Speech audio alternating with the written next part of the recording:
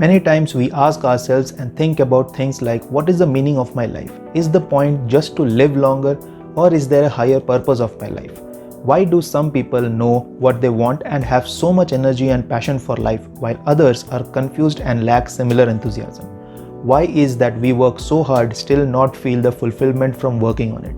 If you have such thoughts in your mind or are interested to learn about life and philosophy of life in general, then I suggest you must read about an interesting Japanese concept called Ikigai. Hey guys, welcome back to Being Sisu. Today I will talk about a very cute, small and insightful book named Ikigai, the Japanese secret to a long and happy life, written by Hector Garcia and Francesc Miralles. Hope I got the names right. But anyways, it's a great book, very inspiring and comforting, and it explains the philosophy of Ikigai, which I will talk about in a minute. It gives you a lot of life-changing tools through case studies and interviewing people from small Japanese village Ogimi, which has got a nickname, the village of longevity or the village of long life. It also has this diagram that illustrates where we can find our Ikigai of life. Today, I will share my analysis of this concept and why I feel that most people will not find their Ikigai in life. Yes, you heard it right. I think most people will not find their Ikigai. Now, I'll start with a little overview on Ikigai as per the book before we go into my analysis of Ikigai. If you want to jump directly to that part, it's fine. You can go to the mentioned timestamp, or you can stay with me as we briefly discuss about Ikigai first. Ikigai is actually a Japanese word which roughly translates to the happiness of always being busy or the reason to live. There are multiple ways of interpreting Ikigai. The Japanese believe that everyone has an Ikigai, but it's hidden deep inside us. We need to search for it as it gives meaning and purpose to our life. If you know about Japanese culture or have met Japanese people, you will realize how happy and content they are in whatever they do and try to achieve perfection continuously, and how they continue working till they are physically capable of working. In fact, there is no official Japanese word that means retire in the sense of leaving the workforce for good, as we have in English. I had a chance to visit Japan once, and I was surprised to see senior citizens like 70-year-old men and women commuting and working in various places like restaurants, supermarkets, etc. And how self-sufficient, active and peaceful they were even at that age. They don't have the concept of retirement in Japan. This is only possible when you find the meaning and purpose of your life and work towards it every day to achieve and fulfill it through whatever you do.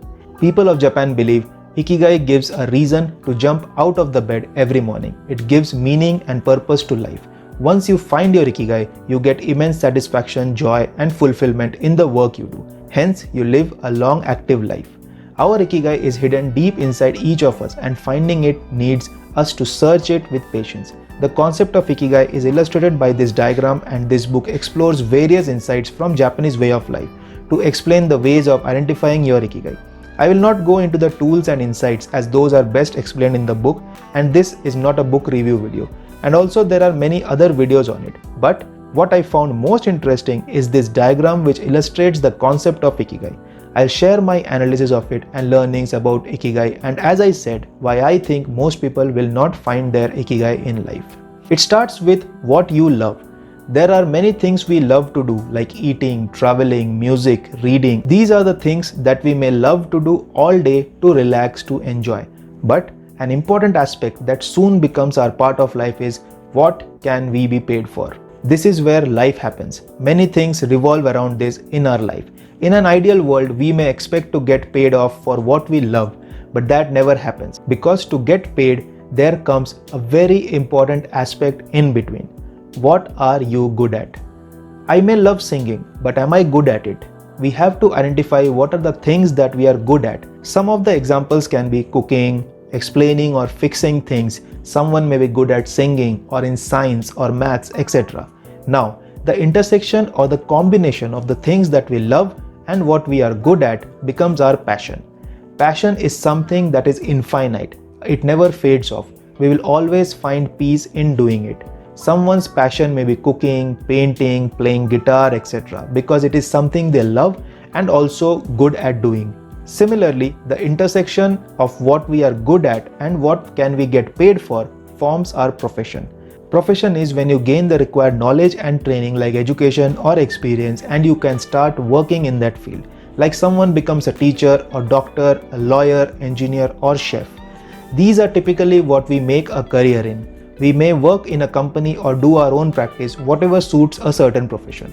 Now, once we achieve this, then we start experiencing comfort in life and we settle down and continue our profession. Most of us reach this stage in life by our 30s, but when we are here and as life goes on, we get a feeling of emptiness or dissatisfaction from what we are doing. Many get into what is known as midlife crisis, where they cover up their emptiness by acquiring more and more materialistic possessions like another house or another car, or some start wondering, what am I doing in life? Is this the way I will continue till I become old, etc. This happens because these three circles revolve around ourselves: what I love, what I am good at, what can I get paid for. And as humans, we are more centered around ourselves and not by what happens around us. We are so focused on personal gains that we fail to look beyond it and thus fail to create meaningful impact in our society. And as I mentioned in the start, that most of us will not find our Ikigai is because we don't think about the fourth and a very important circle in this diagram: what the world needs. When we try to look beyond ourselves, our family, our community, then we realize that there are many things that the world is deprived of. It's needed, but it's not happening now. No one is doing it. Some examples of it can be like diseases. Many countries or communities still don't have access to modern healthcare or can't afford it. The world needs more environmental awareness. Things need to change. Or education, food supply, etc. There are many such needs that still has no solution or needs huge improvement. Now, the intersection of what we get paid for and what the world needs becomes our vocation. A vocation is something that is related to our profession or expertise, but above and beyond our current duties or job. This is something we take up on our own by sharing or using one of our skills or taking up a side project voluntarily. Many a times, this is a foundation of a startup or even a charity project. For example, I can think that my YouTube channel is like a vocation. But doing this needs us to move out of our comfort zone and lifestyle and dedicate extra time and effort towards it. Hence, most people give this a thought yet don't have the courage or willpower to pursue it. And lastly, when something that the world needs intersects with something that you love, you find your life mission or a bigger goal, something that you want to see as an end result. You find a meaning and purpose to what you are doing. And only when we find the intersection of these four things: passion, profession, vocation, and mission, we find our life purpose, or as the Japanese like to call it, Ikigai, the secret to long and happy life. And that is when we find happiness in continuing to do what we do and never feel like retiring. Now, coming back to my point of finding our Ikigai. As we saw, a combination of just our passion and profession is not enough to live a satisfying and happy life. We need to explore and identify a vocation and mission which is above and beyond us. But the problem is we are so busy in ourselves and we do not find the time to think deep and work towards it. Hence, we don't get a long-lasting happiness and satisfaction from what we do and want to quit doing it. If you want to give this whole philosophy of Ikigai a try or want to learn about how to achieve it, this book is a must read for you. Let me know what you think about the concept and how are you trying to find your Ikigai, if you are trying to find it. Anyways, I hope this video was valuable to you and it triggers thoughts in your mind regarding the secret to long and happy life. Thanks for watching.